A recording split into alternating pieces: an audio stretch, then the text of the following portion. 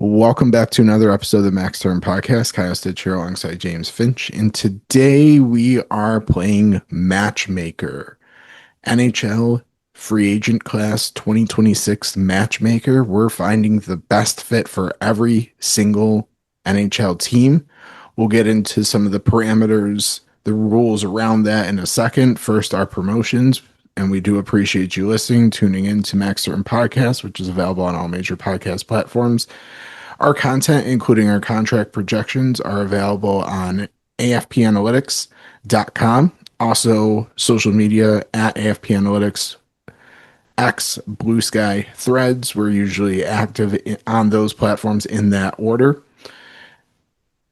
And I think that we should also maybe say our content is now also on YouTube, maybe Instagram. I think we're trialing this out as doing a video podcast as well. So we'll see how that goes.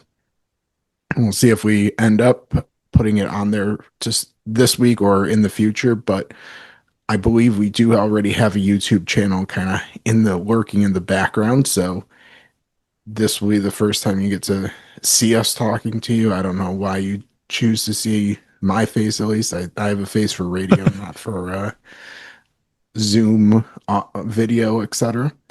Well, we'll try and as we learn to incorporate like our graphics and stuff too, it won't be just our faces. Yeah, that was the hope this week, and we didn't quite figure enough out. So We'll trial and error. Give us time. each week, hopefully, it improves a little bit. So with that, I think we get into our episode, which last year, I think a lot of people enjoyed listening to this. I think we had a lot of fun last year. I guess before I'll lay out the parameters and before we get to teams, I'm just curious. So this will be the second year that we're doing this. Your thoughts on this year versus doing it last year, kind of the overall exercise and everything, because I had a thought as I was going through it. So I'll be curious what you kind of might have come away with in the overall landscape. So our parameters, our rules that we were trying to stick to. First, every team has to have a different free agent for each of us. So I had to use 32 unique players. James had used 32 unique players. We actually did end up only repeating a player to a team, I think, in one instance. So we really tried to go with a little bit of a different rationale argument for each player. Second, the player cannot be re-signed to their current team or organization. So, for example, we could not have Alex Ovechkin as the Washington Capitals free agent. We could have put him anywhere else. We didn't have to use him. We'll get there at the very end of the episode to see if we used him or not, but he could not be re-signed to the Capitals. After that, it was trying to figure out fit, taking into account the current roster situation as well as the cap space with minimal maneuvering needed. I originally had set it as no maneuvering, and then I broke my own rules. So minimal maneuvering, a very logical way to fit them in the salary cap structure was kind of the thought there. So before we get into the teams, curious if you had any overarching thoughts doing this exercise with this class versus doing it last year with last year's unrestricted free agent class. Nothing crazy. I don't think I'm going to steal your thought here. In general, and I kind of started off this way building the list, just all the defensemen, all the right shot defensemen. As far as what's out there in free agency, that's very different this year. There's an abundance of right shots at kind of different levels. So that's kind of how I started out. My list was just going through a lot of those players. And in general, I don't know if this is necessarily different than last year. Maybe it's just multiple years in a row of this where it's kind of starting to really be more noticeable, but just kind of the lack of like top elite players That's not to throw shade at any of these players. Like there are some good players out there to be signed, but um, it just seems like as the cap is starting to increase more and more, a lot of the marquee names are getting extended ahead of time, and it's kind of leaving just not as much high end talent for teams to potentially sign. That was kind of my thought. I was thinking it was a little bit harder this year because there was not clear talent, and there was especially a lack of talent at the center position. Yeah. And that felt like to me was probably one of the bigger needs across the league is finding teams middle six centers, and there were very few of those that existed. So I found it a little bit more difficult, and I also think it was interesting that some more of the top names, it was actually harder to find them fits because you don't necessarily envision them moving organizations.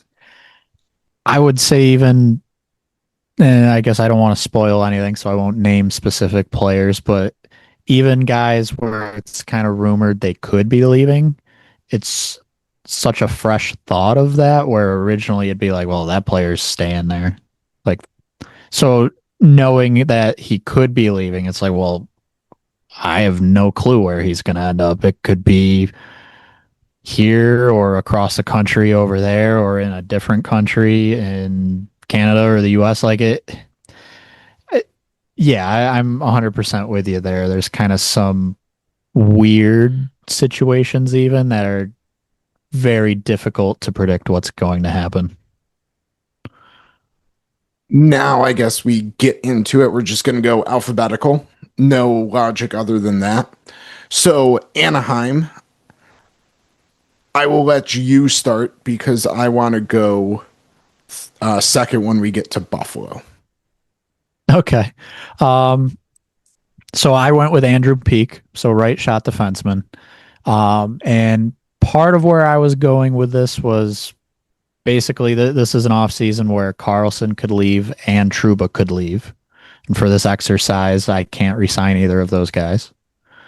Um, Even if one of them leaves, in theory, there's a spot open defensively. I could see them going for a player who's a little more down the lineup to let some of their younger defensemen step into bigger roles. Minchikov, a Zellweger. So that's kind of where I went with Peak. Could settle in bottom pair, penalty kill, etc. I went for the big fish for Anaheim and I went Darren Raddysh. I did go back and forth and then kind of honing in on a few teams that Raddysh would be a good fit for. I ultimately decided Anaheim might be the best fit for the exact logic you laid out. The fact that they did go and trade for John Carlson at the trade deadline made me feel a little bit more like, okay, if he walks, maybe they might want to replace him with a similar type of different but similar skill set, bring similar elements. So I went with Raddysh. I would be a little concerned about cap space, giving Raddysh a $8 million contract with how many restricted free agents they have. Yeah. But I think they could make it work, but it would start to get tight pretty quick. yes, I mean, they can absolutely make it work, but at what expense, I guess? What's the opportunity cost there? Moving into Boston, I looked for some secondary scoring for the Bruins because that, especially in their series against Buffalo, was very apparent. If David Pastrnak wasn't scoring goals, they really weren't scoring many goals. So I went with someone with high ceiling, also a very low floor, but rolled the dice a little for Andrei Kuzmenko. Again, he would be able to provide some secondary scoring in their middle six. Not we don't have him projected for a massive contract either, so they could make another move in addition to Kuzmenko. Basically, secondary scoring is where I went for them. Yep. So I pretty much have two defensemen flipping teams here with the first two. So Boston signs John Carlson. That's Carlson going home. He's from Massachusetts. And Boston, it seems in the past year, kind of especially so going back to the deadline, seemed to be interested in adding to the right side of their defensive group. Carlson does that. Um, I kind of look at their defensive group.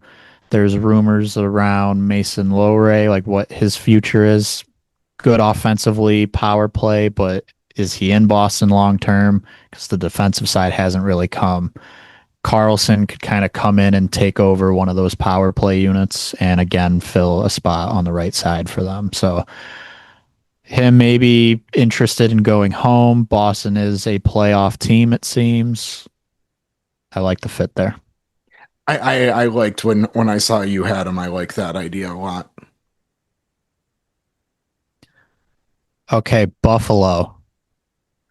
I'm going first here. You want to be second? Yeah, I want to All be right. second. Okay. All right. We're just going back and forth. Okay. Snake draft. Yes. Um, so I'm going Brett Kulak. Buffalo's interesting because there's not a ton of cap space to work with. It's a little difficult to see exactly how they're going to maneuver this offseason. This is a situation where I can't resign Tuch. So I'm going to say he's going elsewhere, which means maybe there's a little bit more money to work with. Brett Kulak, I think, could bring a very stabilizing defensive game to the bottom pair, which I think Buffalo could really use because they were heavily relying on their top four for a majority of the season and the playoffs. I did consider Kulak to Buffalo. I was kind of curious who you were going to go for, but I'll tell you really quick. That was one of my last picks. I did not know where to put him, and I didn't really have anyone with Buffalo. And the more I thought about it, like it could make sense if the money's there. that's a player that does make a lot of sense. You laid out like they went and got Logan Stanley in the at the trade deadline to try to kind of fill that role. Kulak would be a massive upgrade over Stanley on the third pair. So I was tempted to go that route myself. I like Kulak as a fit elsewhere for similar reasons you laid out Yep. as a fit in Buffalo. So with Buffalo losing Alex Tuch in our exercise and potentially seemingly in real life, this seems to be trending in that direction. I went for someone who is not the same player, but would bring some of the skill sets that they would be losing with Tuck and also potentially missing in their lineup. And I went with Anders Lee. So he is very, very good at puck recoveries, especially in the offensive zone. Buffalo really struggled with zone entries, chip and chase, especially on the power play. They also really struggled scoring goals on the power play. Another place that he has excelled in front of the net, power play specialist. One of the best in the league around the front of the net. Correct. And again, really, really good on the forecheck. Brings size that if that Jarmo Kekalainen, when the end of season press conference, he talked about how size was one of the things that he referenced that in like relation to Tuck or something like that. So if Tuck walked out the door, they would be losing that size as well. Sizable contract for sure. We have 6.5 million roughly as a projection, but only on like 3 years. So a little bit less term, and it would be a lower cap hit than Tuck. Not the same foot speed, would have a little bit of concern there, but he could slot right into the top six, help on the power play, help with the forecheck, help digging pucks out along the board. So that was my logic there. I was considering him for Buffalo and still in my head as there's a Sabres jersey over my shoulder. I'm still wondering like are players ready to sign up and go with Buffalo? Like was this past season enough? I don't know where I could see a player like Lee like targeting kind of where those top contenders like the teams who have been the teams. We'll see. I like that fit though. I like the pick a lot. Up next is Carolina. So I'm back up again. I went with another veteran player who can help on the power play specialist. I went with Mats Zuccarello for Carolina, mostly because I can see Carolina going in and making a splash, but I don't see a lot of other logical fits for making a level of splash. Their power play has been a little bit lacking. He was really a key component for Minnesota. I think he would fit their style of play. So that's kind of where I went with Carolina. I don't think they have many big needs, so he would be a little bit of a luxury for them, but they have the cap space to do that, and he certainly would help them. Yeah, so what you pretty much just ended with there is what my struggle was with Carolina. I just looking at their lineup, I was like, where am I putting someone in here? So I went depth route, Troy Stetcher, who I wonder if that's a player who could actually really interest Carolina as an extra defenseman. Usually a I don't know if I want to say sneaky anymore because he's kind of long been the extra defenseman who's sneaky good defensively. Um, but that's kind of the pick I'm going with, and maybe that's kind of me sidestepping the fun of this simply because like I looking at their lineup for them to make a really big splash, someone's got to be moved out, and not necessarily just cap space wise, but just space in the lineup. So we'll see. But Stetcher, I feel like regardless could be someone that's on a short list for Carolina, just a team that seems to value some of the underlying metrics a little bit more. Did you consider a goalie at all? So that's where my head went. And I don't know if there's a goalie out there that I can for sure say like, yeah, Carolina should go sign that guy over who they already have. If Freddie Anderson is not back, I think it's a possibility. I did consider a couple names for them, but Possibly. I just like I also don't really know what they think of Kuchekov right now, where like Anderson could leave and they could be okay. They could end up keeping Anderson. I don't know if like a Bobrovsky is kind of the right fit. He did not have a good year this past year. And then like looking at a Stuart Skinner, I was like, maybe, but is are they paying him money versus what they already have? I don't know. So it was kind of a spot where like that seemed like the logical spot to target, but there's just not much out there. yeah, I think that's certainly fair. Columbus, you're up. Yeah, so I went veteran winger here, Jaden Schwartz. This was a team again, like I kind of looked at their roster and there's a lot of general depth to it. Not a lot of clear open spots, but in general, some more scoring up front could make some sense. Um, Jaden Schwartz just kind of ended up being kind of one of the last names I had that made sense in that type of role. Yeah, Columbus definitely tough. I went for them replacing Boone Jenner and went Alex Kerfoot here. Basically for that reason, I think he would be able to fill a similar role that Jenner had. You feel fine putting him in your bottom six and giving defensive responsibilities to brings a little bit of scoring potential, but not the highest ceiling there. He also has that kind of center wing flexibility, Yeah. which would make some sense. Like even with Jenner leaving, they could run Fantilli, Monahan, Coyle as their top three centers. Uh, so like, yeah, they're a weird team, and like I could see a player like Kerfoot making sense, or really even a player like Schwartz making sense. It Yeah. just kind of depends, like, what do they decide to change in there's someone that could really use some punch up front, and there are not many names that fit that. Guess Zuccarello would be interesting, but I don't think he's necessarily going there.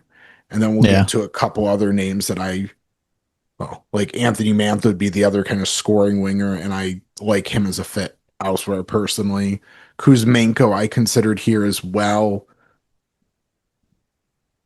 Yeah. So that's the type of player that they probably should be targeting, but yeah, they also don't have a lot of lineup spots, just like Carolina. So Calgary, This is our overlap. our only overlap, yeah. So I was looking at their blue line. No Mackenzie Weegar anymore. They have Zane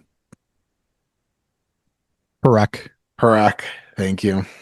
I was maybe getting there as a puck moving defenseman, but he's really their only puck mover, and he is going to be what, 20 years old, I believe. Has had some Yeah. injury issues last year. So I think your logic's probably on the same wavelength. Also could maybe find someone that's a little bit of a buy low that could be a long-term fit there and kind of younger, unrestricted free agent. Or if he excels, maybe they can flip him for assets. Nick Blankenberg was both of our picks. You can certainly add your logic there, but Calgary needs another puck mover, and he is probably the most realistic, not like at the very top of the list. Role could be as important as contract and everything for him here, and he should get both in Calgary. Yeah, opportunity and then just what they need seems to match up for team and player. I'm gonna toss out one more name that I thought about placing here, but ultimately I had him somewhere else, kind of for a similar reason. But I wonder if Klingberg would be a Calgary fit. I have him going elsewhere to kind of fill a little bit of power play before maybe some younger players come up to take over. You could say the same thing about maybe Calgary potentially going after a player like him, where he can kind of fill that spot right now, take a little pressure off the younger player coming up in Perek. Ultimately, I went Blankenberg as well. I think that is a good fit. And just as you said, for team and player, it seems to kind of be exactly what they need. Yeah, ironically, I did also I believe, think about Klingberg for Calgary. It makes sense. It would be him going to the Sharks again, except the Sharks this year are Calgary. Yeah. Yep. So that brings us to Chicago, where we both went and spent some money. Yeah. I believe this would be you starting off technically if we don't count Calgary, because that was kind of the same.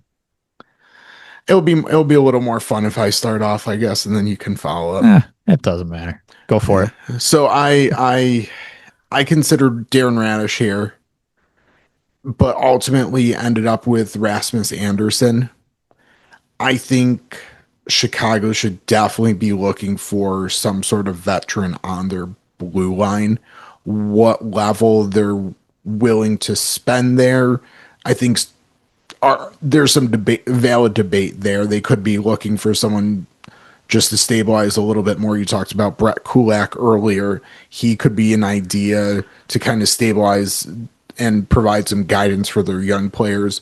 But I went for Rasmus Andersson, they can play in more minutes.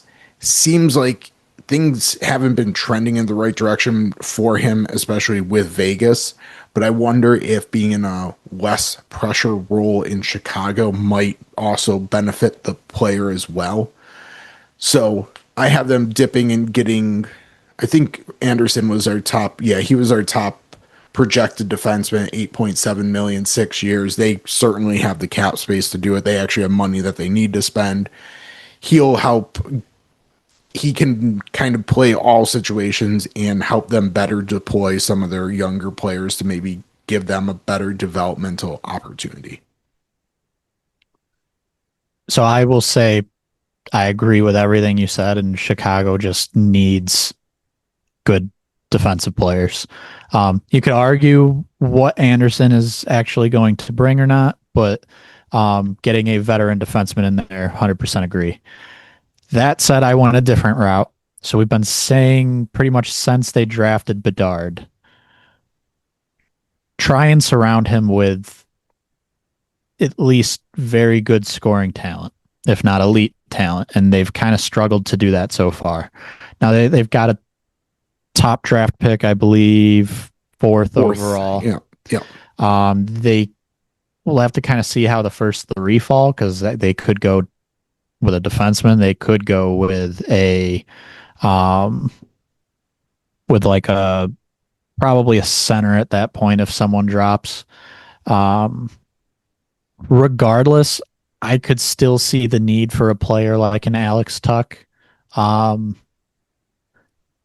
they've got the money for him, so that was one of my first choices, I think. Um, if he's leaving Buffalo and kind of going for like who's able to pay me, if Chicago wants, they're making it happen. So I would say this is probably one of their best chances to pay someone and get them in next to Bedard, who is actually able to play at a very high level. I would say if we had recorded this episode about a week ago, I might have had the exact same choice, but some events in the last week have me having Alex Tuch going elsewhere, and we'll get there shortly.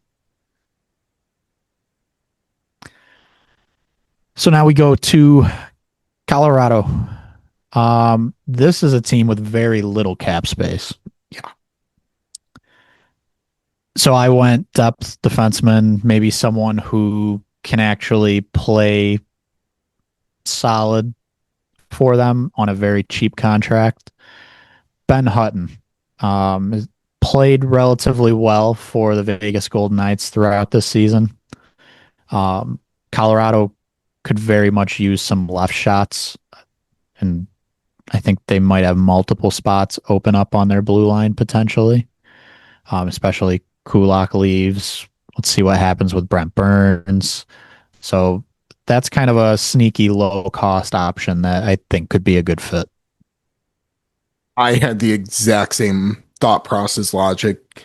If they have a hole, it's definitely blue line. Trevor Van Riemsdyk for me.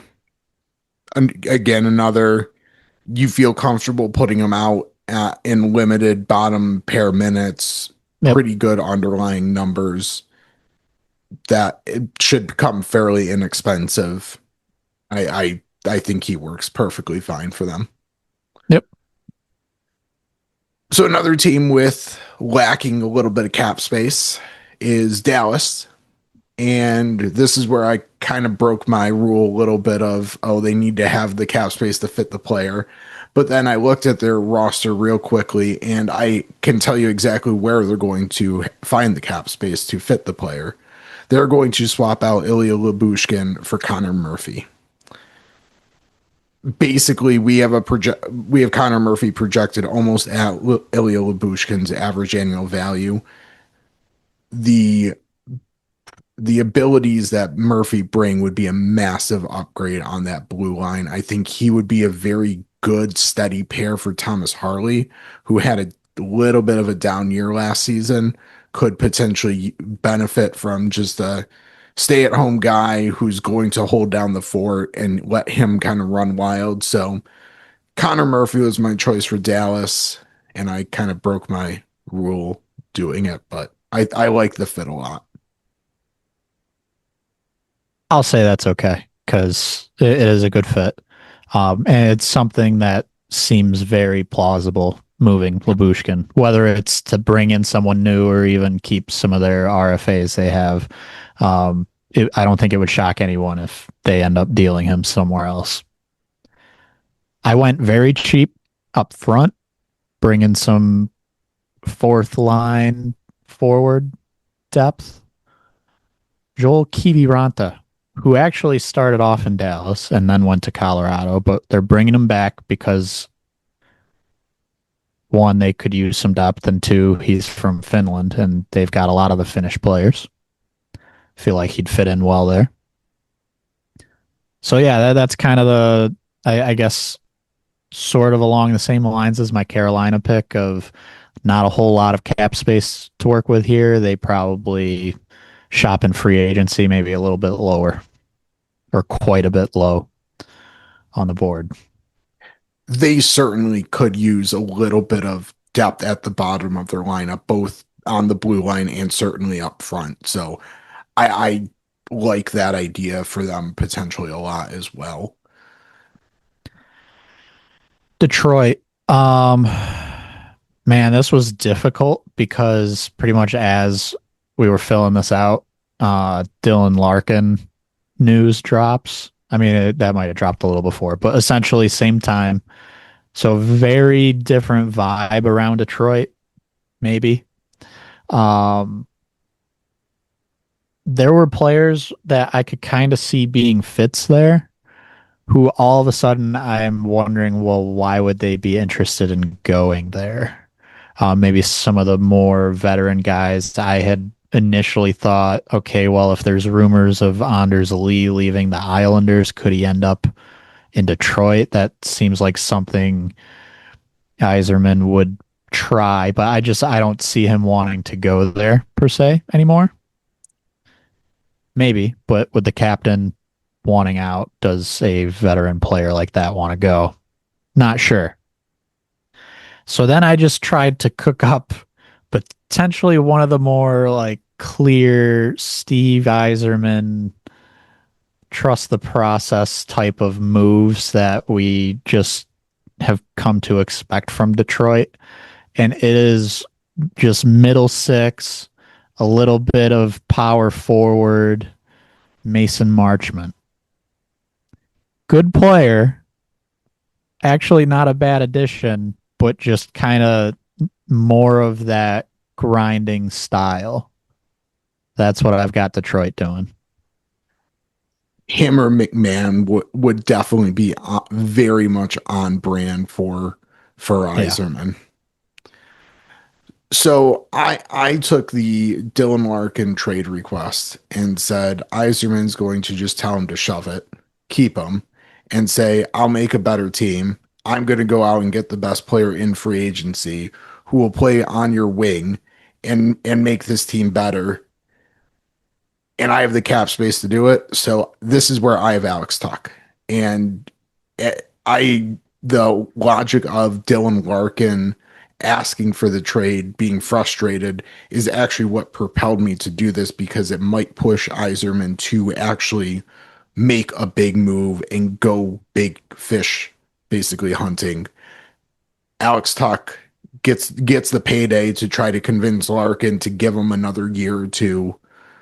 I'm not sure that that's necessarily going to help. I don't know if Alex Tuch alone solves everything, but he certainly would be a step forward and it would help balance their lineup out. Is it enough to convince Larkin to stay? Who knows? But Yzerman doesn't have to trade him, so instead of trading him, he just tries to appease him. Using that logic, Tuck is he's the piece. So I I like the logic. We'll see. We'll see. Edmonton. I very much like my pick here because I think it's a type of player that Edmonton has needed for many years and has actually been trying to find for many years. And they finally actually find someone who will play that role, and that's Boone Jenner. Third line, very good third line center, could play some wing, gives them some position flexibility. He would be a massive improvement over Adam Henrique, who's been there a few years. Definitely an improvement over Trent Frederick. This would kind of be the Jason Dickinson replacement, and Dickinson was a very important piece in their very short playoff appearance this year. So that's where I went with them. I don't hate your pick either because I'm always harping on defense, defense, defense. Yeah, so I like the Jenner pick. I think it's a slightly different type of player than a Dickinson. Um, that said, I did go defense, kind of expecting maybe we see a Nurse trade, so there might really be a spot open. I went Jeremy Lauzon. More of the clear, heavy defensive game, just hits people a ton. A little different than what they've had, and maybe something they kind of want a little more of on the defensive side. They've got Bouchard and Wallman who can kind of play a little more of an offensive game. Ekholm's a little more all around. Lauzon could kind of be a cheaper replacement for Nurse and play that more straight up defensive heavy game that they've kind of been looking for. Yeah, I don't mind that fit at all. Florida, Yeah. we both went goalie here, which is interesting. There's rumors of like what is Bobrovsky doing? No one seems to really know. There's rumors of high-end goalies potentially being traded there. But what is there on the free agent market? So I went Stuart Skinner. I wonder if this could actually be the team that helps him bounce back fully.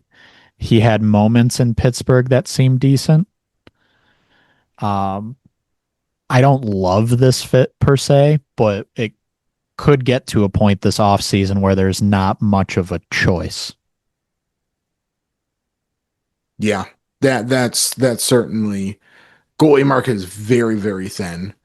If it's not Bobrovsky, which it may or may not be, it's Skinner, it's Ingram, or my pick, Freddie Anderson. I have him leaving Carolina, going for the other maybe best chance at a cup team in the East.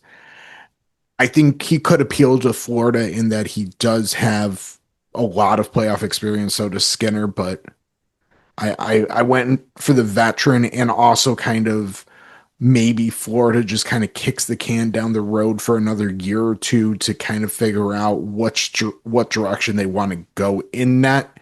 If they can't make one of those trades this offseason, maybe they revisit someone next offseason or just kind of wait for another free agent class in a year or two.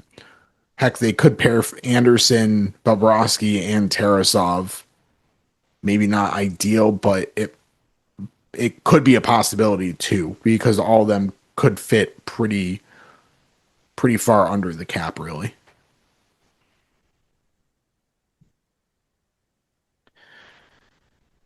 Next, we go to the Los Angeles Kings. Just hired Peter Laviolette, so offense is still not gonna happen there. I went for I like the fit, but I also don't know if they need more of this type of player. I went for Michael Bunting. I think he's very similar to what they kind of have, kind of in their mold. Good middle six winger. And I guess that's who plays with a little bit more of an edge. Again, I think very similar. I think very similar to Trevor, like a Trevor Moore in particular, and Yeah, Alex Laferriere. But I think that sometimes staying in, just like Iserman in Detroit, Ken Holland is someone who sticks to what they like, and Bunting might be what he likes. I could I could see that. I think there's space to add a winger there. That said, I think there's space to add a center with Kopitar gone. And even in all the rumors, kind of, it sounds like they could find a deal with Scott Lawton to keep him there. I think there's still space for another center, even if they do that. So this is where I had Boone Jenner landing, is kind of, all right, let's run with Byfield as kind of the top guy, and we can have Jenner slot in second line center. Um, and then potentially if they do keep Lawton. There's your 3C. Um, Turcotte is still there. There's maybe a coaching change again. Like, could they get a little more out of him? But it kind of seems like he might end up being bottom six for the most part. So I wouldn't have an issue if, even if they signed Lawton, if they went and tried to bring in another center.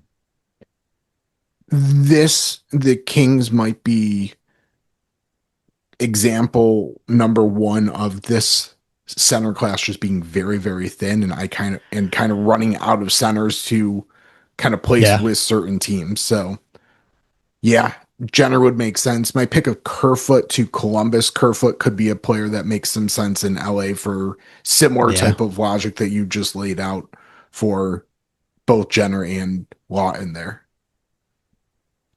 Moving to Minnesota, this is where I had Anders Lee Going home. going home. And it just feels Minnesota like to need a center and end up using the cap space on a winger. So that's why I went with this pick. I know that's kind of a little poking fun at them, and like really they probably end up finding a center, hopefully. Um, I also made this pick. I don't know, actually, was it before March or McCarron signed? I don't know. Might have been after that I made this pick. I don't know if they'll have the cap space to do it, and bring in a center potentially. We'll see. But overall, like team wise, the way they play, I like the fit. And then there is kind of the cool part of the story of him going home. Yeah, I like your pick quite a bit there. I went for a Matt Zuccarello replacement, and I went for Victor Arvidsson, and they are very, very similar players. Zuccarello probably a little bit higher level, but I think there's potential for Arvidsson to bring similar type of impact. So that was my logic there is replace Zuccarello with a slightly younger version of himself. I'll bet maybe a little bit lower quality. Okay.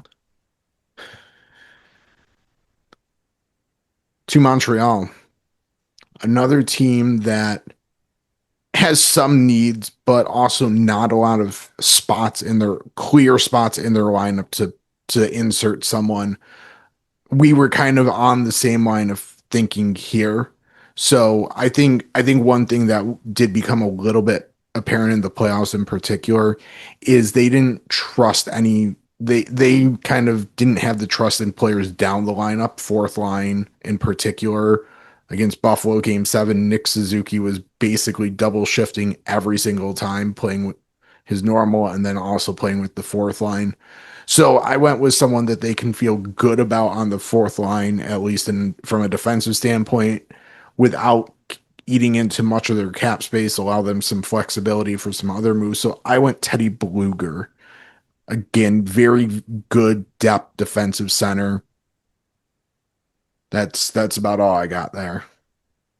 I don't mind the pick. I had the same exact issue looking at Montreal. Um, I did decide to use a little cap space at the center position, not a ton, but this is where I actually had Scott Lawton going.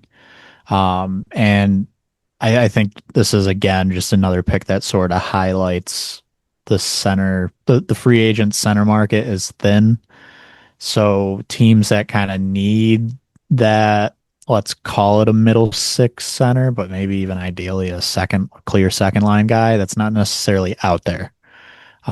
So kind of looking at a Boone Jenner, a Scott Lawton, Jason Dickinson, like those are kind of the top of the center market at this point. New Jersey, someone or a team that seems like they just want to add up front, have some decent scoring. I would wonder if they try and move out some money from the blue line and make a more significant addition up front, but I'm kind of going for the general top nine player. Um, Michael Bunting, this is where I have him going. Also a player who's a little I would say underrated, maybe not appreciated as much for how good usually his underlying numbers are. And I wonder if that's identified by their new front office, Sonny Meta. Um, Maybe that's the type of player that they bring in who, honestly, I would say like really happy with third line. And if he slots in somewhere first or second, like he will play up to that, or he'll likely match up with whoever else is on those lines and be able to play that game. I went for who can bring them potentially the most scoring for the cheapest price and settled on Victor Olofsson as that answer, who's actually developed into a sneaky decent two-way player as well. But he would probably be very good on their third line, help on their power play as well, give them another just scoring weapon up front, and not and allow them to make some additional moves without kind of handcuffing them on his own, I guess. Next is Nashville. So speaking of scoring wingers that could be had on the cheap, this was another place for that for me. And my logic also was who could Nashville potentially sign to a short-term contract and then flip for assets at a trade deadline coming up. And I went for Jack Roslovich as kind of my option. Again, not a whole lot. I didn't love a lot of fits for Nashville because I don't know what direction they're necessarily going. So I went for someone who probably will come in, score some goals, and then could be potentially flipped for some assets down the road. So I kind of went the same route. I would say this is where I have Kerfoot going. Um, Whether like a Howla leaves and they kind of need center help somewhere, or he could end up playing on the wing. Regardless, he's cheaper, third line depth. Um, that even if they decide to kind of go down a rebuild or retool, like that's the type of move you could make to still kind of keep your roster serviceable, and then flip potentially in a trade and bring in assets. So I don't expect them to go big game hunting necessarily, but I don't know, maybe they do. Um, I hope they don't, but yeah. New York Islanders, not a lot of spots on that roster. Maybe a little bit of space defensively, maybe an extra defenseman kind of in there. So I'm going with kind of the bigger defensive name. And by bigger, I just mean size wise. Vincent Desharnais. Um, I think they could use a little more of that on the defensive side because it between Schaefer and Ryan Pulak, that kind of takes care of their power plays. So I'm not necessarily looking for that. I'm more looking for the stronger defensive side when I'm adding kind of that fringe bottom pair extra defenseman. So that's where I'm going. They also don't have a ton of cap space, so Desharnais. I feel like I've been on this player to the Islanders for a while or similar. I went with Mason Marchment. He just kind of feels like in the Islanders type of ad. I know they have new management, but it he's someone that would, I mean, you talked about earlier, very good middle six winger. Feel like they could certainly, that would probably help them a little bit getting some secondary scoring. So it's not just the top guys that have to be relied on. Him or Bobby McMahon just feel like Islander players it would shuffle their forward group up a little bit if he were to kind of slot in Anders Lee's spot. So I guess I will mention that's kind of I said they don't have a ton of cap space. They have a little over 10 or about 10 and a half to work with, which isn't insignificant. It's all kind of what's going on with Lee. And if he does leave, potentially you could fit a Marchment in there. The Rangers, who should be probably rebuilding more than they are, but seemingly are not going to do that. I think Pierre LeBrun, maybe it was, had put out something that maybe Trocheck isn't going to get traded after all because between the offers and just where the organization kind of wants to go, they might just hold on to him. Someone put that out the other day. I probably shouldn't attribute it directly to LeBron, but I think it was one of the athletic writers. Okay. I'm not sure. Anyways, yeah. That's not great. No. Um, so yeah, they'll probably sign guys, kind of try and field or ice a better team. But yeah, Which is where both of our picks went. I went with someone who I guess we both did. Blue line who could potentially fit in for a couple years through a short little retool. I went with Ryan Shea, who played very well with Pittsburgh this year. Feel he would be a good kind of second pair left shot D to pair with either Braden Snyder or Will Borgen. I guess second, third pair, depending on how they want to deploy things. But they certainly need someone behind Gavrikov on the left side at this point, and Shea would certainly be a decent option for them. yeah. So my mind kind of went the exact same way, except I'm not a huge fan of this player, at least at the dollar amount that we're expecting for him. Mario Ferraro is my pick here. And I guess to be clear, we're projecting 4 years at 5.1. He's kind of long been a name who's been in trade rumors from San Jose, was never ultimately dealt. I don't love him as a top four defenseman. Um, and it's difficult because we can say, okay, well, he was on San Jose. They're terrible defensively, but he's one of their better or more oftenly played defensemen. So there's a level of risk, in my opinion, to signing him and having him in that level of a role or in that type of a role. Um, but I also could see a team like the Rangers making that exact type of move. That said, maybe not. So I would have said similar things about Ryan Lindgren, who they ultimately decided to move on from.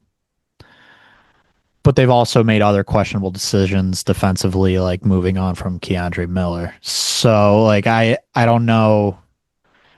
I don't know what to expect here, but I could see them talking themselves into a player like Ferraro kind of being that, we'll call it the last top four spot in their lineup. Yeah, I don't mind that pick at all. Ottawa. This is where I have Anthony Mantha going. All the talk of, I don't know what to fully expect from Ottawa because it seems like there's tons of talk they want to add up front and add scoring. Then you look at their defensive group and kind of hear, okay, maybe they want to add a defenseman, add some depth there. Oh, okay, goaltending wasn't great this past year. Maybe we need to add a goaltender. And I don't know. I don't think they can make a significant move in each one of those spots. I feel like up front, that's been rumored enough, long enough that maybe Mantha coming off, I believe it was 30 plus goals Yeah, this season. yeah, That kind of feels like a name where he's not going to absolutely break the bank. Maybe they can bring him in, kind of have him be that second line scorer for them. yeah. Makes, I mean, a lot of players probably could have made sense for Ottawa for exactly what you laid out. I know they've been connected a lot to Stuart Skinner already. I went for the other kind of 1A, 1B goalie option, and I went for Connor Ingram a little bit less expensive of an option, so they might have room to make a second move with Ingram. I don't know how much of a I guess goalie is a level of need because it wasn't good last year, but at the same point, I I think the reporting is they want a goalie more than they necessarily need another goalie. I feel like I don't know.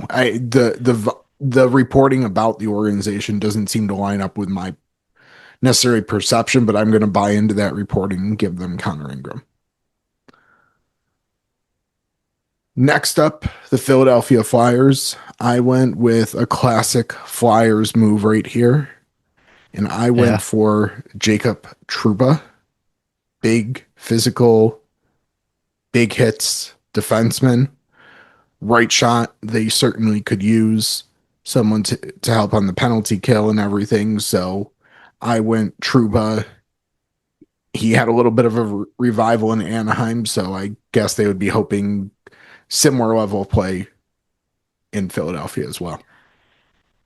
I don't mind that move at all. I think Truba would have been very high on my list for the Flyers for exactly the reasons you laid out. You just had already picked them, and I was trying to stay away from that as much as I could, doubling up. I went with another right shot defenseman, but very different type, Rasmus Anderson. This is where I have him falling. So I could see Philly talking themselves into we are missing a clear top defenseman, offensive defenseman, I should say. I want to be specific there because I think Sanheim is highly regarded, and there are some other decent defensemen there. But um, I don't know if Drysdale has been enough of what they're looking for.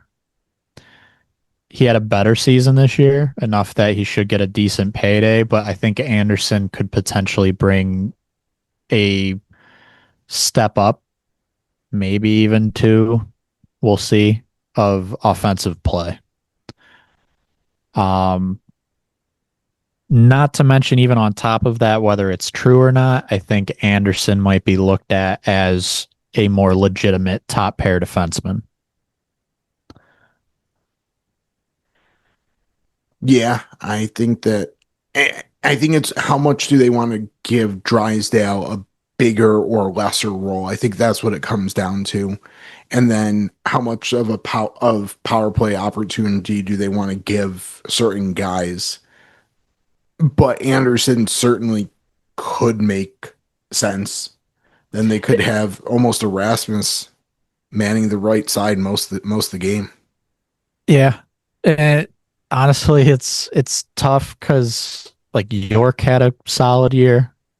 Yep. Um, but I just kind of look defensively like they're missing kind of the flashy name, I should say. Sanheim's really good, but they're missing that flashy like pucks on his stick, something could happen here name. Moving on to Pittsburgh, or moving west to Pittsburgh.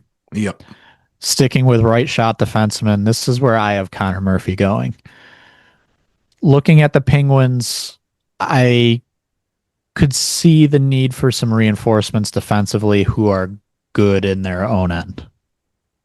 And they've got an abundance of cap space to spend, so they should easily be able to entice Connor Murphy to come to Pittsburgh. I also went on the blue line. I decided to go to Eric Carlson's old partner in San Jose, who he ended up winning a Norris after being paired with, and I went for Mario Ferraro. I think part of the logic is they between having Letang and Carlson on the right side, there's a couple spots already spoken for. Then if they were to lose like a Shea, their left side is very, very thin. So Yep. I went for left shot defenseman, but I also do like the idea of pairing Ferraro and Eric Carlson up again because that did work in San Jose. That was kind Yes. of Ferraro's last good season, and then Carlson That hasn't quite been the same since. yeah, Was going to say that's kind of where the Ferraro hype came from, was because of that year. Next up, the Seattle Kraken. Well, we both did, but I went for arguably the second biggest goal scorer behind Alex Tuch available in the market. We've been preaching get guys who can score goals. So I went Anthony Mantha for the Kraken. He can score goals, and that's what they need. I like the pick. Um, this is where I had Jack Roslovic. Um, I don't like that pick myself, really, for them. It just feels like a Seattle Kraken move. They've very much struggled to get kind of that elite player over to Seattle. I guess they might have a chance trying to lure Alex Tuch. I don't know if that happens.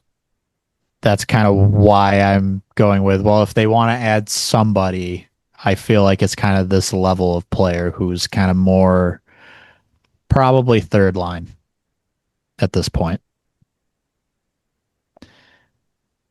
Moving on to San Jose, this is where I have Truba landing. And what I liked about it in my head was I think he could go to San Jose and kind of have that similar presence that he had with Anaheim.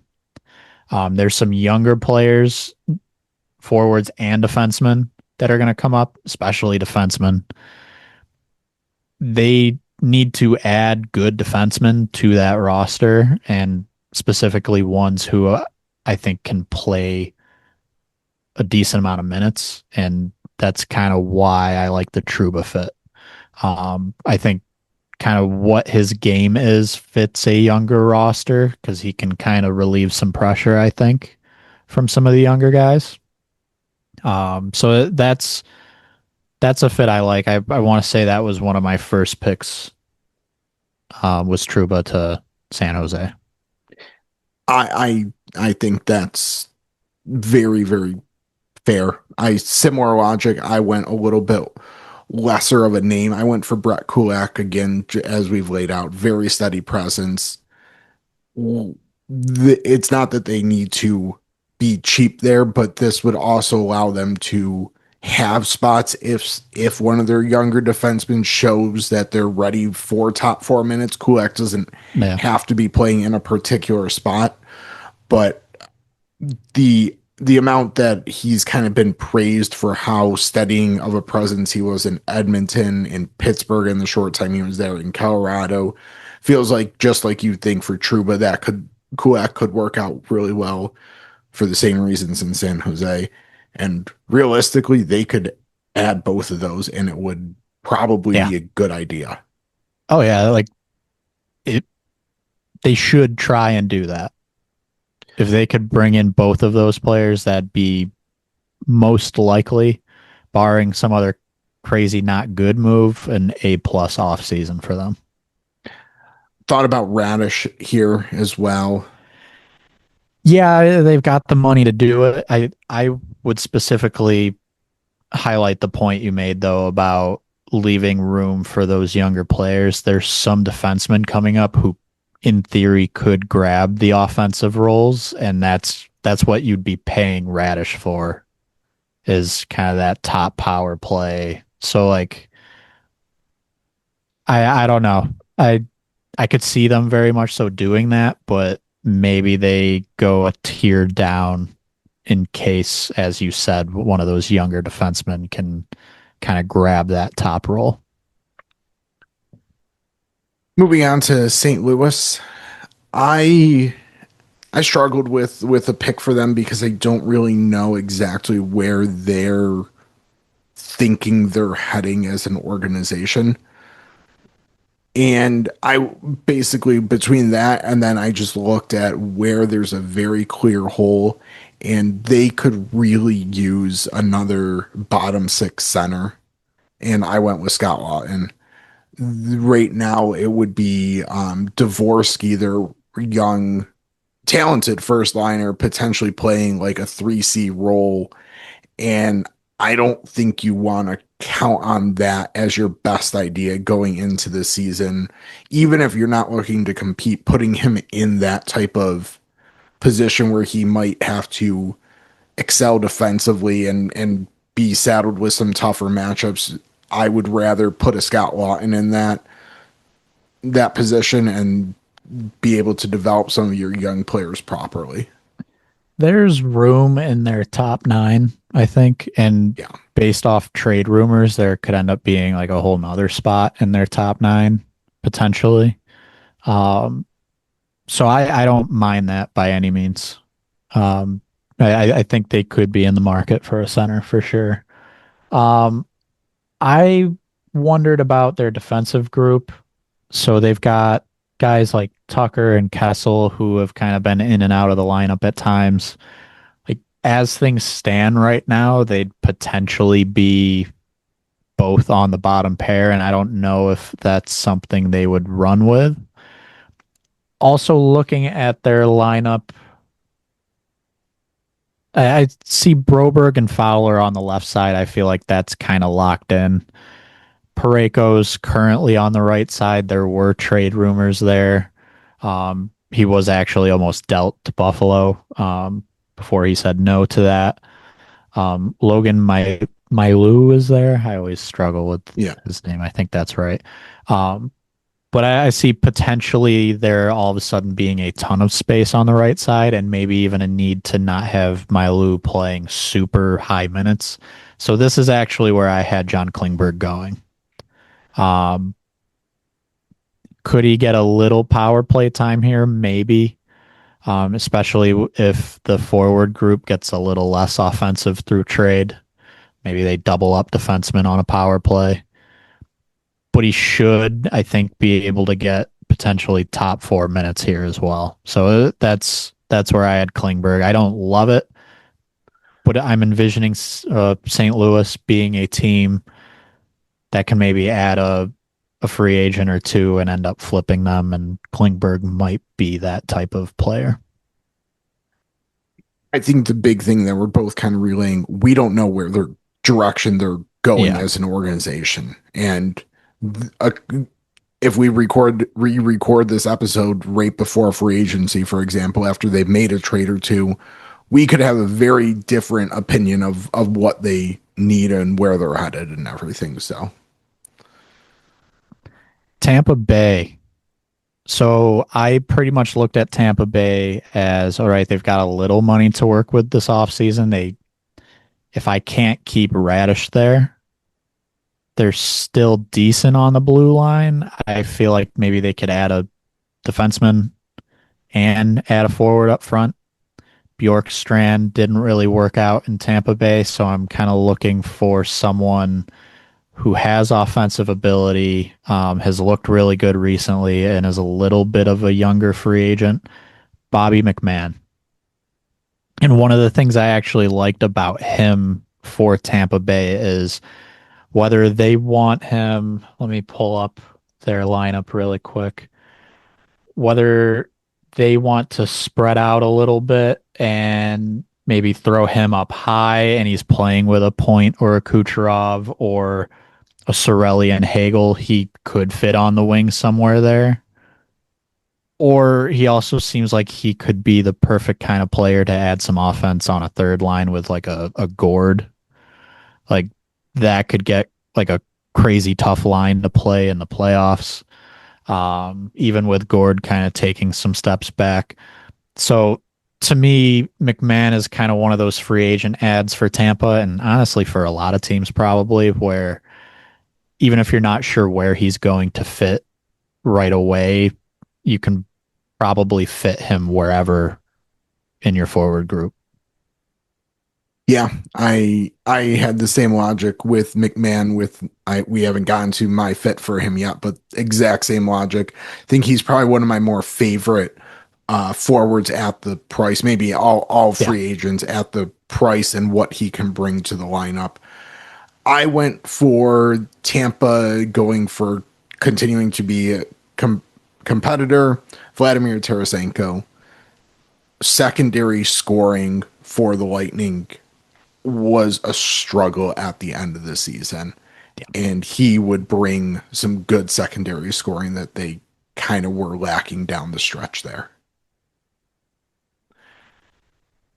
Moving on to the Toronto Maple Leafs, who shockingly have quite a bit of cap space this offseason. New management that I feel a little more confident will actually make smart moves. Well, we'll see with your pick here. Very much need some firepower from the blue line. I have John Carlson as their big fish. And I like him as a fit because if things don't go well the next couple of years, it would be a shorter term contract. You're not necessarily locking yourself into him being there long term. So you could very quickly flip multiple pieces, an Austin Matthews, a John Tavares, a John Carlson, and recoup some nice assets. Or that's a nice group that has experience together that maybe could actually put together a little bit of a run if things do click and work out well. I don't mind the fit. I did go more long term defensively with Darren Raddysh. I believe he's from the Toronto area or at least Ontario. Those are two slightly different things, but Well, yes, one's a little bit more bigger. broad, but when you talk about going back to Toronto, a lot of times it's players that are not exactly from Toronto. Yeah. Um, so they need high end scoring from their defense, and that's why I made this pick. At the same time, something we haven't really mentioned with Radish, and going back to the beginning of the episode, you had him to Anaheim. I've got him to Toronto right now. This past season was clearly his best season, and he had a couple seasons prior, which were good seasons, kind of top four still. But this past season was where he was elite offensively. He also got a much bigger opportunity this past season in Tampa Bay. In theory, he'd become the top defenseman in Toronto and would have that same opportunity and would produce to the same level. But I think it's fair to say there's some level of risk. I don't think it's a huge amount of risk, but there's some level of risk there that he might not replicate that high end scoring. I think he could in Toronto with the high end offensive talent that Toronto has up front. I don't think it's an issue, and that's why I'd be okay with saying Toronto could sign him. But maybe there is a level of risk there and some long term risk there, as you kind of laid out going short term with Carlson. This might be kind of exactly what you were saying, maybe not to do for Toronto, just in case. Um, I like the Radish fit. is from Toronto for the record. Okay, like actually Toronto. Yes. Okay. Well, because there will be people from like Hamilton and they'll be like going home to Toronto. And it's like, well, you're not technically from Toronto, but they're going home. So I don't know. Anyways, we'll move on to Utah. This is where I have Matt Zuccarello going.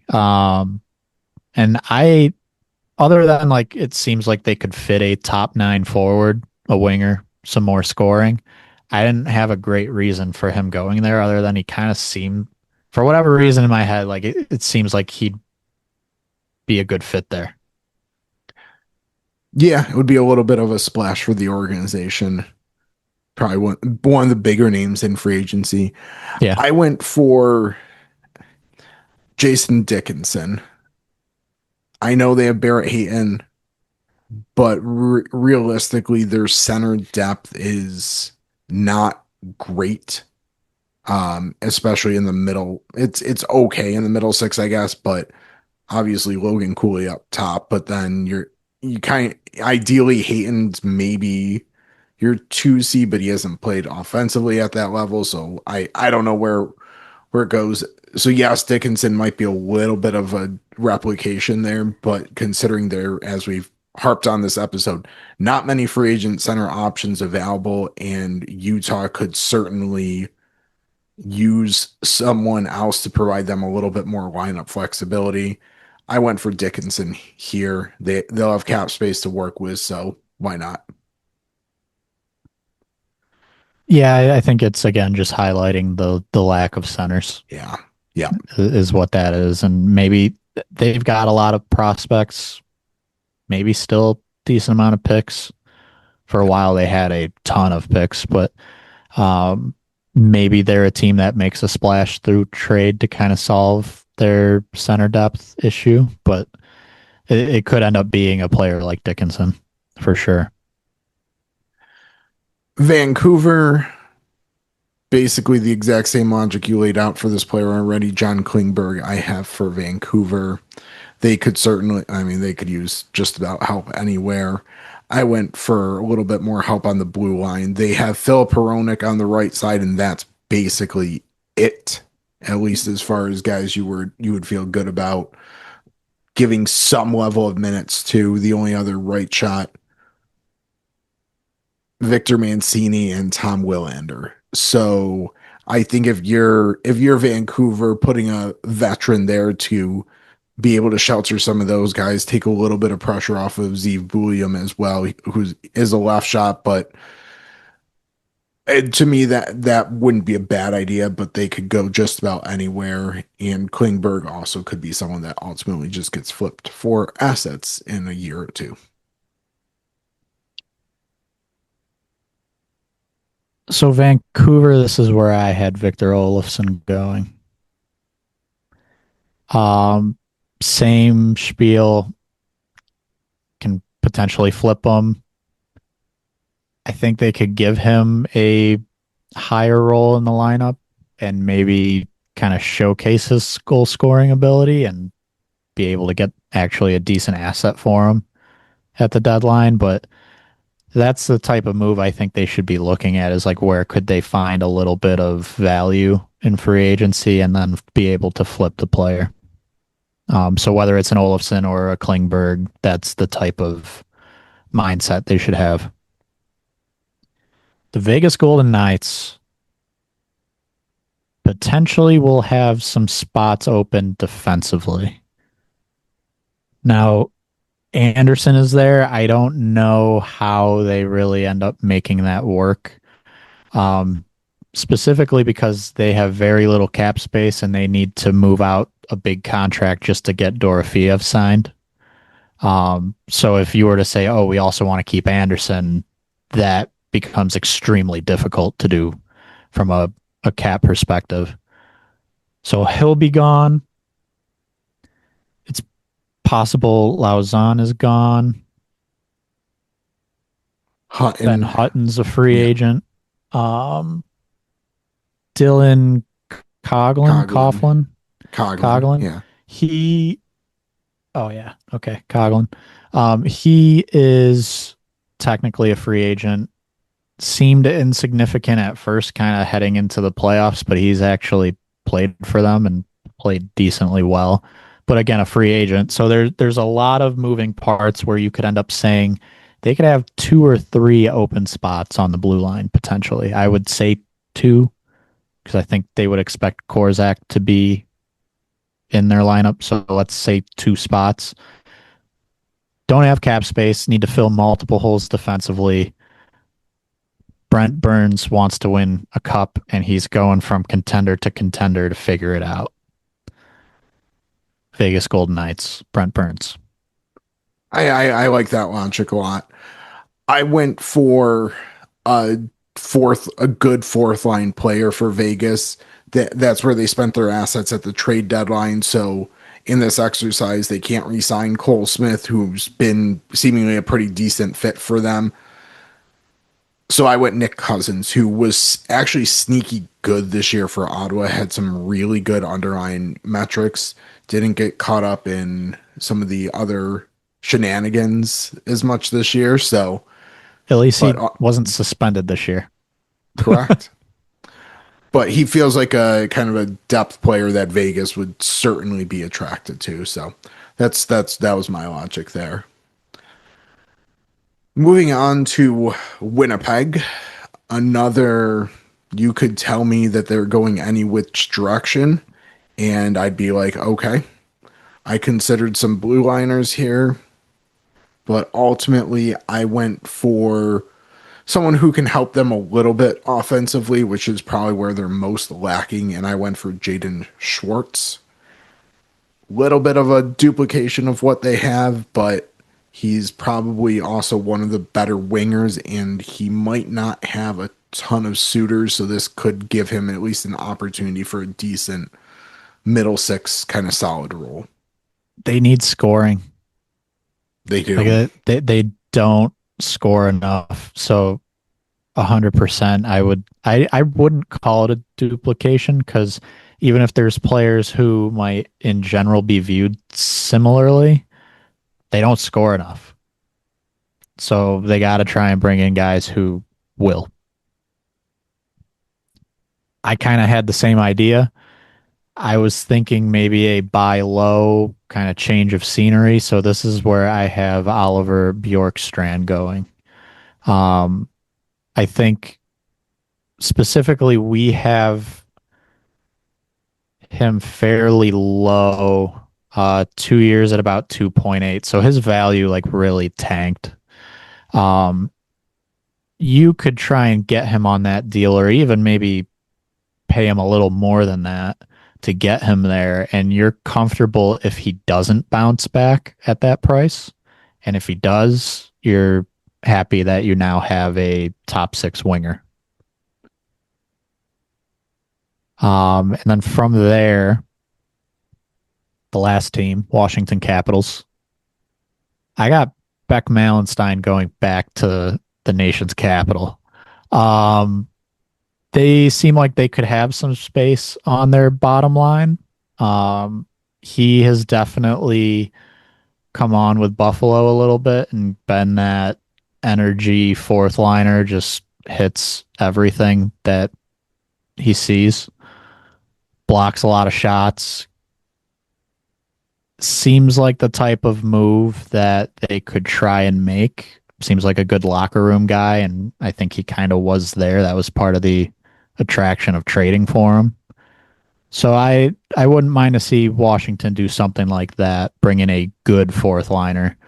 Um, and they've got money. They've got some money to work with there. So I think they could afford to pay him. I mean, we just saw McCarron get a little over 3 million. That could be where Malenstein trends, um, towards three at least. They can do it. Well, you've already laid out a lot of my logic for this player. So Bobby McMahon's my pick for Washington. The exact same reasons that you had laid out when you put him with Tampa Bay, up and down the lineup. You feel comfortable pretty much any spot. He would fit in really nicely with Washington. A little bit more defensively responsible than, or at least you can deploy him in more defensive minutes than take some of that off of like a Ryan Leonard or something and let Leonard excel offensively. As you said, they have cap space. Bobby McMahon's my pick for Washington. And I think that brings us to through all 32 teams. Just a quick kind of look at some of the top names that we did not find a fit for real quickly. Ovechkin, we both assume it's Washington or nowhere. I almost went with doing something really fun and putting him in Pittsburgh, That'd be insane. but I think it's Washington or nowhere. So I I did agree. not do that. Anze Kopitar, we both assume is retiring. I mean, he said he's Yeah. retiring. And again, I feel like if for some reason he does come back, it's probably LA or nowhere. Bobrovsky, we touched on a couple times. We don't know a good fit. And again, it's probably if he's back, it's probably in Florida or nowhere. Maybe I maybe he would go elsewhere. I wonder if he heads back to Russia. That's also a possibility. Like just based on how last season went, I don't. We'll see. We'll see. You left off Dickinson and Ardvinson, interestingly. Yeah, I guess I did. Um, Arvidsson, I in my head, I just kind of assumed he should go back to Boston. Like that was a good fit. Um, so I didn't end up piecing him in anywhere. Dickinson, I think I just ran out of spots as I was doing it. I didn't have Stuart Skinner getting a team. You didn't have Ryan Shea. I didn't have Andrew Peak. And then Kuzmenko was kind of the last one that you didn't have that I did without going too much further down this list. Yep. And then after that, we got to a bunch of third line, bottom Third line, four, yeah, bottom. Yeah. Yeah. type Even guys. bottom pair, pretty much. Yep. Yeah. So that is our free agent matchmaker 2026. Real quick, do you Yes. have a favorite pick? Like if you had to pick one that you think that should actually happen. And I guess I'll go with Go. one to give Yeah. you some time to think. So if I could pick one of my picks, I would probably say, as much as I don't want this to happen, Sabres jersey over my shoulder, Bobby McMahon to Tampa. That's just exactly what they need in that forward group. So, um, again, as a fan of a certain team, not thrilled with that signing, but like fit wise, that's just perfect. I am going to go with, I'll give two options and you can decide which one you like better. Okay. Truba for Philadelphia or Boone Jenner for Edmonton. Ooh. Um, I'm going to say Truba for Philadelphia. Well, actually, no, I'm going to go Jenner. I'm going to go Jenner. And the reason is actually more so anti the Truba pick. Um, I while I think Philly needs a defenseman, a lot of what Truba brings is similar to what Ristolainen has become. So I wonder if that's the type of defenseman they want to go after. Maybe because I had Philly going with Anderson and they have Drysdale. So like we'll see. I like the Jenner pick in Edmonton because ultimately I think they just need more depth. And you kind of laid out his versatility being a huge plus for that team. And I mean, yeah, that being able to place him in as a 3C or throw him up on a wing with McDavid or Draisaitl is very useful. I think I'll take that as my favorite fit. And I think it would be more a little more fun to talk about too if that happened. Not that Truba to Philly wouldn't be fun, but I think Boone Jenner kind of bolstering up front for Edmonton would be a very interesting conversation. Yep. That was a good question to end on, I think.